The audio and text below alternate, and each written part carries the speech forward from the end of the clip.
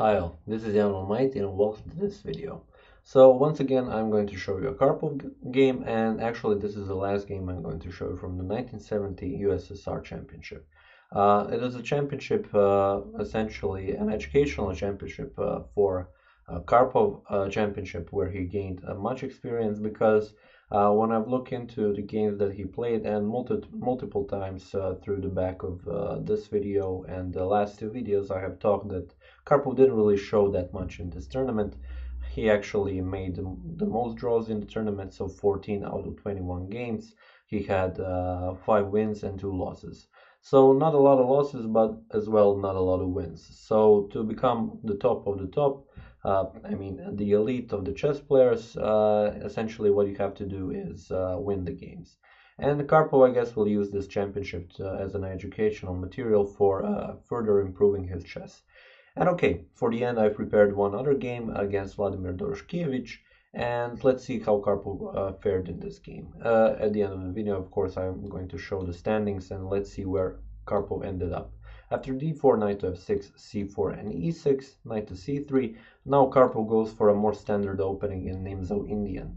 In the last game, I showed you he played something that wasn't really in his repertoire, the Alekhine's defense, and it ended up quite badly. So queen to c2 now, and castles. So black already castled, everything is fine. And now with a3, white is pushing black to this side. Queen to, not queen, but bishop to c3 or bishop to e7. Bishop to c3 is much more comfortable for black, even though he is giving up the bishop pair already in the opening. It has proved that this setup is very good for black in the end. We have queen to c3 and now d6. b6 is also an option, but Karpov decides to push d6 first. And now bishop to g5 immediately. I'm pinning this knight, and one big problem that black has in this variation of this opening is that now that he has given up this bishop, who will unpin this knight? h6 g5 doesn't seem like a good option since he already went kingside castle. But yeah, this is a problem that usually black has to face throughout this opening. So let's see what happens. Okay, knight b to d7 right away, so add another defender here, but the queen cannot move. It is pretty cramped at the moment, so she cannot move somewhere in order to move out of the pin. But yeah, slowly but surely we will see how he gets out. e3, continue with the development, b6, and now bishop to d3, bishop to b7, so the g2 pawn is attacked, and now f3. Knight to f3 also possible because okay, bishop to f3 isn't quite a good move. First of all, you're giving your very strong bishop here, and on the other hand, you're opening up the g-file, rook will come on g1, and then black will just be in a very bad position. Rather here, h6 should be played and prepare something like e5. But okay, f3 is played, and now c5 immediately. So Karpov noticed that already white has played a lot of pawns on the queen side and also now on the king side. And when your opponent is kind of actively playing pawns on the sides, it is very good to open up the center, because as we can see, white's king is still in the center, and this could be a potential problem for him later. We see knight to e2 and now rook to c8, rook to c1. So both of the players are looking forward to the c file, and now we see h6, so a move that could have been played sooner, but now since Karpov is preparing something, first he wants to play h6 to see will Doroshkievich actually capture, or will he play bishop to h4. He played bishop to h4, which is a much more normal move, and now it is time to open up the position. Pawn captures on d4, pawn captures on d4, and b5. So b5 is an option here, and a very good option in that, because now the pawn is pinned. You cannot push c5 because then you just lose the pawn, and yeah, essentially the white king is still in the center, and if you allow the capture, d5 is also coming. So b3 is played, pawn captures and pawn captures, and now bishop to a6, adding another attacker to the c4 pawn, so pressuring and pressuring. And now white needs to figure out how will he resolve this issue.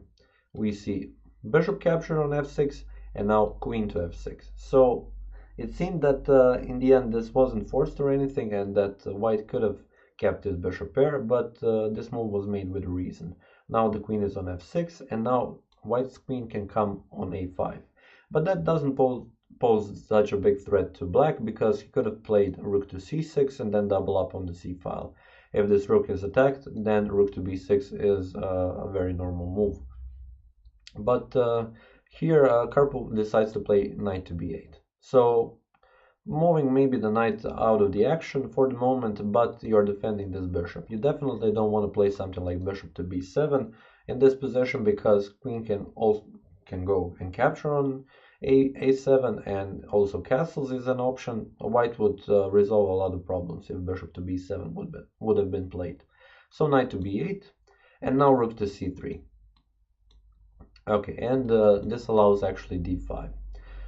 The idea behind d5 is, of course, to open up the position. King is still there, and if white allows that, he will be in a lot of problems, because essentially there can be some checking ideas, and that's not good. So can you play something like a pawn captures on e5? Then bishop captures and rook captures, and in the end this knight is guarding on c1. There is no check, so no harm done there. In the end, both of the players will stay like this. Pawn can capture on d5, but then queen can also capture on d5. But after rook comes on d8 and knight to c6, it will be also, this pawn will fall. So in the end, it will be a drawish endgame. But here, for some reason, Doroshkievich didn't go for this. He played c5 actually. And this allowed actually Karpov a very nice move, bishop to c4. He didn't play it, but it is a difficult move to actually discover. So after bishop captures on d4, you don't capture the bishop, you play knight to c6. This comes with a tempo, so queen comes on a4, and now knight to d4, still not capturing the bishop. With the idea, of course, if you capture on e2, then the rook falls with check. So knight captures on d4, queen captures on d4, and now queen to c2, protecting the rook. And still not capturing the bishop, but rook to c5. If the bishop moves, the rook will fall. So all of this is possible, and in the end, black is very much better, being 2 pawns up. So this was a possibility. So if you don't want to capture this knight, if you, for example, play something like rook to c1, then pawn can capture on c4, and after queen captures on c4, rook comes on d8, and still black is in a better position. But okay, white has a passed pawn, that is an advantage, but in the end, black is the one who holds the activity. But okay, bishop to c4 is a difficult move to make, so bishop to d3 was played. Rook captures on d3, and now knight to c6. But now queen can come to d2 immediately, because the rook moved. Rook to b8. There was also an option to push e5 now, because once again, the king is still in the center, and when pawn captures, knight captures and attacks the rook. If rook captures on e5, you can play rook to e8. And now it's final time to go castles, but after this, knight to c4, and even if queen to d4, you have knight to e3. And this is just crushing. I mean, not crushing for white, you lose the exchange, but in the end, Karpov will easily win this endgame. So this was a possibility, but okay, Karpov didn't go for this. He played a principled move, rook to b8, rook on the open file. And now finally, Doroshkievich castled. We see rook to b7 doubling up, and f4 planning to push f5. The other rook comes on b8, and now h3. It seems that Doroshkievich is disregarding the development on the queen side, while he's pushing his pawns on the king side. But now rook comes on b2, attacks the queen. Queen goes to e3, and now knight to a5. c4 seems like a pretty good square for the knight, so why not? Knight to g3, and now this allows a very simple knight to c4. Probably f5 could have been pushed instead of knight to g3, but still black is much better. Now the queen has to move, and where will she move? In the end, okay, a lot of squares are covered, so if she goes to f3, knight to d2, knight to d2, sorry, is a threat, so she goes to e1. But this also isn't too good, because now Karpov has an idea of the other rook comes to b3. So the queen isn't defending, and now when the rook captures on b3, he has this intermediate queen captures on d4. And this is with a check, so king moves to h2, and now rook captures on b3. Karpov has one pawn, and soon he will also pick up this c5 pawn. Now we see f5, but knight to e3 first, attacking the rook.